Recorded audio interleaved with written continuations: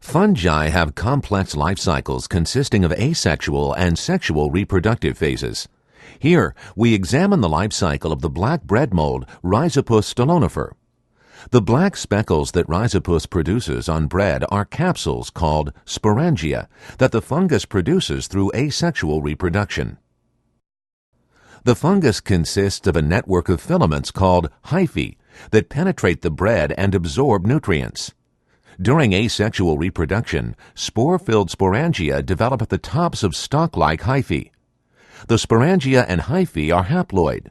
Sporangia break open and their haploid spores disseminate. Spores travel by air to other locations and may land on suitable food sources, such as a flaky croissant. A spore germinates and sends an elongated hypha into the croissant to absorb nutrients. As it develops, the new haploid fungus can produce more sporangia, initiating additional cycles of asexual reproduction. In addition to asexual reproduction, the fungus may initiate sexual reproduction. Although Rhizopus does not have two distinct sexes, it does have two distinct mating types, designated plus and minus. They reproduce sexually when adjacent hyphae of the two types release pheromones. The pheromones trigger the hyphae to grow side branches. Note that Rhizopus generally lacks cross walls between its nuclei, and most nuclei share a common cytoplasm. As the side branches grow, nuclei stream in. A cross wall forms near the end of each branch, isolating several haploid nuclei at the ends.